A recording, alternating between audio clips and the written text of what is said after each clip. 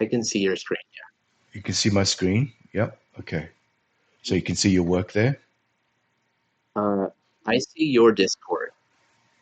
Okay, let me change windows. Okay, here we go. How's that? There it is. Alrighty. Yeah, it's looking I took a look at it before. It's looking awesome, man. Oh, thank Um you. I can tell that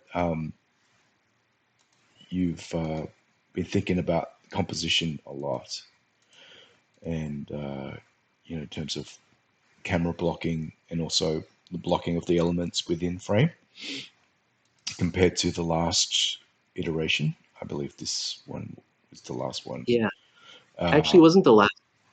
Um, oh, your feedback.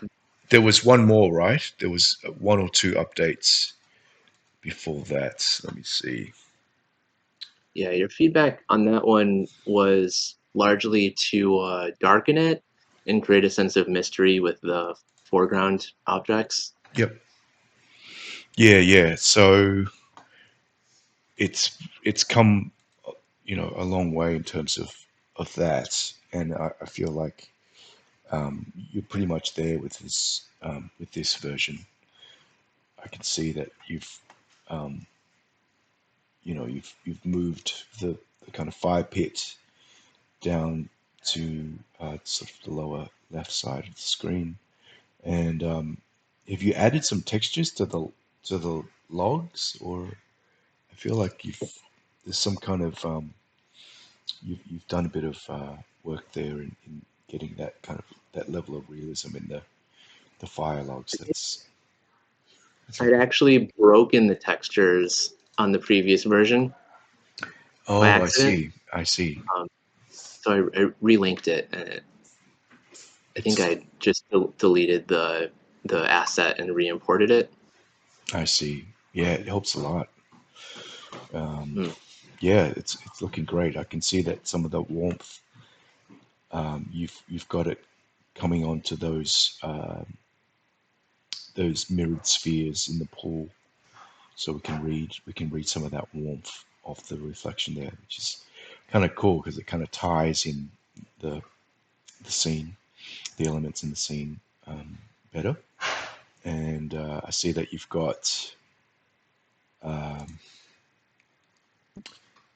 you have got uh, you've moved these elements over here in the corner, Hmm. and that I think that's working really well. And the chair frame now it looks very it looks a lot more mysterious. It looks more like it. Mm. You know, you do you can make it out, but it sort of takes you a little bit of time. So that's really nice. And I think best of all for me is the camera blocking compared to how it was. Like it feels like the there's a real uh, um, there's a real hierarchy of where intuitively you'll look. So you know um, one your eye kind of is drawn here first, and then for me it's one, two, and then three here, um, and it's a nice ordering, and it's a nice um, composition because they're not all competing um, with the same they're not pulling your eyeballs with the same amount. And so Mm. I think in that respect it's really successful. And you've yeah, like the spheres now look like your eye really wants to explore and figure out what's going on with these spheres, and there's enough mystery in in the whole scene for it to be really compelling. Uh, Mhm. yeah, so I think you're there pretty much. And I know this is probably the first or second attempt, and I feel like you've come a long way since then. Um, Cool. Thank you. yeah, yeah. I don't have anything else much to say except for the fact that I think it's a very successful image now. So yeah, well Great. done. Thank you. Yeah, yeah. This was my first attempt at really polishing something. Um, because I start a lot, and then I'm still like such a generalist, and I'm still learning a lot of fundamentals about modeling and texturing. So I'll hit like a hiccup on a project, and then it seems like too much of a deep dive to problem solve it. So I start a new one, Yep. and I'm trying to start to stick with scenes a little bit longer. Yeah, yeah. It takes a bit of discipline to just kind of, work your way through the sort of the issues that come up. But I feel like you've Mm, you've kind of really stuck by this one. You've had it. I think you've got quite a bit of faith in this image, and it's really, it's really shown, and yeah, it's great. I love it. Well done. thank you very much. Yeah, yeah. The I think if I were to play with anything else, it would be the fire pit. Mm. I'm not sure. All I really did was import the fire pit object asset and then add um, an area light, an orange area light pointing upward Yep. in it. And there's probably a more elegant way to make it look like realistic hot coals. Um, but I haven't gotten there yet in my pipeline. Okay, so you got an area like kind of like this. Yep. Yeah, yeah, yeah. I mean, that's a nice start. So your light is kind of coming out this way. I actually, when I worked on Planet of the Apes recently, I had a whole sequence that I lit with a campfire, and Mm, the way I did it was I had three area lights, one here, one here, and another one here, kind of in a triangular arrangement, and they were pointing outwards. yeah. And I mean, that's another way to possibly mimic, um, like a fire pit. Mm, And might be worth trying. I think if you did this way, you'd probably get more hits, on these elements further away. So yeah. it'd be like maybe like another reading, um, and it may be or may not be what you want, but might be worth trying out. Mm.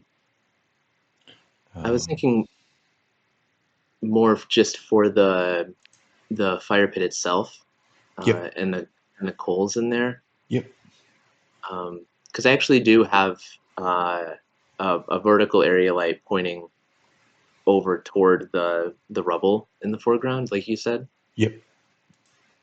So yeah, I do have that one. Mm, mm. Um, Yeah, I can see that. Yep, there's some and hits. Yep. it would probably be in nuke or flame that I really would um, sharpen the hot embers, I guess. Ah, right. Yep, yep, yep. And are the embers are the warm glow? Is that um, just purely from a light hitting it, or are the elements actually emissive? Are they actually emitting light? They're not emitting anything. Okay, It's just that one gotcha. area light. Okay, cool. And the hits on the spheres, the sort of the warm hits on the spheres here. Mm. was that a happy accident, or was that like a deliberate kind of strategy to kind of tie, you know, the light from the fire pit to the spheres? That was a happy accident. Does it Yep. look like the orange on the sphere is from the fire? Yeah, it does. Yeah. Oh, 'cause it's actually a part of the shader on the sphere is that they have these orange stripes on them. Ah, right. Yeah. Yeah. So I'm reading like, you've got some light, reflecting off, maybe the Mm. wall or something in the background, and Oh, hitting the spheres. that is nice. I kind of have to force the illusion to Mm, see it mm. since I knew about the stripes. Yeah, I yeah. do like. Yep. And I'm really digging the intensity of the um, that flashlight coming through the window there, the way it's hitting that, and it's quite overexposed and quite hot. I think that's looking really nice. Yeah, I turned that way up, and it was kind of a risk, but once I saw it, I really liked it. Yeah, yeah, yeah. I think there is reluctance, especially working in the animation industry, to overexpose elements and just Mm, let things go really hot, like you've done. But I feel like that's what happens in real life. Like things actually get really hot and overexposed, and yeah, I think that actually sells the realism. Um, so that's working really well. Um, yeah. nice. I appreciate this. I was a little concerned that because I went a little beyond your feedback last time, and I wasn't sure if Mm. I might have hit diminishing returns, and it would come with a whole new set of dialing back. But I'm glad No, no. that you like it. Yeah, yeah. I think you've got confidence in your scene, and it shows, and you've been able to kind of pull things to the fore in a really confident way. So I think Mm. you're good. You're in a really good spot. I have kind of a high level question. Mm. Um, if I were to put this in a reel, Yep. do you, when you look through reels, do you like to see stills like this, or would it be better to have the slow pan in? Because sometimes people basically animate the camera in a still to just kind of push in a little bit. You know what I would do? I would actually um, have the scene with the flashlight, and it could be just a still, but the flashlight is off. So initially, when you're reading it, you're not getting this white light coming into the room. All you're getting is this kind of warm ember. And then um, either, quickly, switch to this frame where it's on. And so you see the spheres kind of revealed. Like does that make sense? So kind of Yeah. reveal them using the flashlight. Hmm. Yeah, Okay, I that's good. yeah, I don't think you need a pan or a push in. I think the essence of this image is, the light revealing the mysterious orbs. So just have like a on and off switch thing going. Okay. Yeah, yeah, try that. Yeah. Mm. I used a lot of forced perspective here. So if you actually see the scene, like the items up in front are all different sizes and it doesn't make any sense compared Yeah, to the yeah, actual size of the person yep. behind the window. That's fine. So That's it, that's that's a kind of a cinematic way of working too.